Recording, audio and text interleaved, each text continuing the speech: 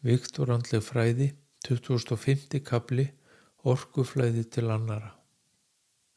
Eftir því sem henni andlega opnun eykst þá breytast öll viðhorf til fólks og til lífsins. Hið daglega amstur sem flestir ganga í gegnum á hverjum degi breytist á þann hátt að allt verður léttara og lífið byrjar að líða þægilega áfram. Þessa viðhorfsbreytingu má rekja til minnkandi ótta og aukins kærleika. Viðkomandi byrjar að leyfa hlutunum að flæða þægilega áfram og hann lifir lífinu nú í gegnum tilfinningar í stað hugans. Tilfinningaleg skynjun verður sterkari og það er stutt á milli hláturs og gráts. Þegar kærleikurinn eykst í brjóstinu þá eykst umburðarlyndi, samkennd og væntumþykja til fólks og einnig náttúrunnar. Mikil væntumþykja og kærleikur skapast til annara og því breytist framkoma og samskiptin verða mun kærleiksríkari en áður.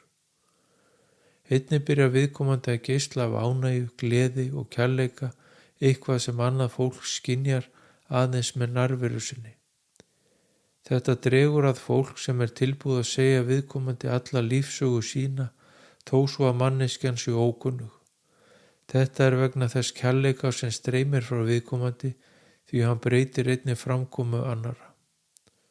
Þannig er hægt að láta gott af sér leiða og hjálpa öðrum aðeins með nærveru sinni. Einnig verða hugsanirnar kærleiksríkari sem og orðin og gjörðirnar. Blót og ljót orð hverfa úr orðaforðanum því þau draga orkuna niður og hafa neikvæð áhrif á viðkomandi. Þetta mun hver og einn skynja þegar hann hefur opnað hjarta sitt fyrir Guðskærleikanum því þá verða blótsyrði annara mjög áberandi þegar þau heyrast. Þegar hingað er komið í opnuninni eykst löngunin að láta gott af sér leiða til annara með einhverjum hætti. Það er misjafnt hvenær sú löngun kemur. Sumir hafa hana frá fæðingu og einnig getur þessi löngun komið sterkt inn í líf viðkomandi fyrirvaralaust og er það oft á tíðum þessi köllun sem leiðir af sér andlega vakningu og opnun sem eykst samhliða kærleikanum. Sú einangrun sem flestir óska sér í upphafi andlerar vakningar mun að lokum hverfa og viðkomandi óska sér þess að geta hjálpað öðrum að öðlast og upplifa það sem hann hefur nú upplifað. Að leiðbeina öðrum að ganga hinn andlega veg og lifa óttalausu lífi í kærleika, gleði og hamingju.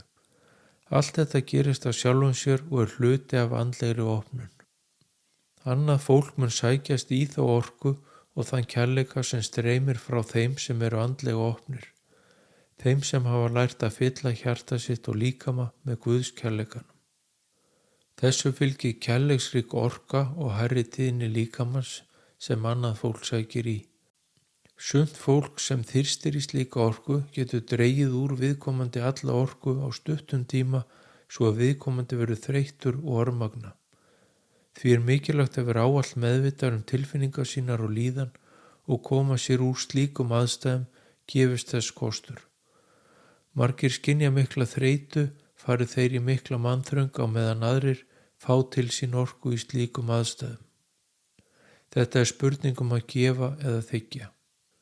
Einnig eflir skynjunin á orku annara, sumir hafa neikvæða orku sem dregur aðra niður á meðan orka annara er jákvæð og lyftir öllum upp sem í kringum þá eru. Þeir sem hafa neikvæða orku lifa oftast í miklum ótta og því skortir þá kærleika. Þessu getur fylgt neikvæðni og svartsýni sem dregur fólk niður í lægri meðvitund. Þessu fylgir mikil vanlíðan hvort sem það er andlega og eða líkamlega. Sá sem er andlega vaknaður og opinn mun skynja þetta og mun finna leið hvernig manneskjunni líður sem hann er að tala við. Það má einnig greina það með orðum viðkomandi sem geta verið neikvæð og jafnvel ill. Þetta eru þeir sem þurfa mest á hjálpinni að halda og þurfa að fá kærleiksorku sem hinn vaknaði ber með sér. Hún hefur áhrif á þá sem í kringum hann eru og lyftir þeim upp í hærri orku.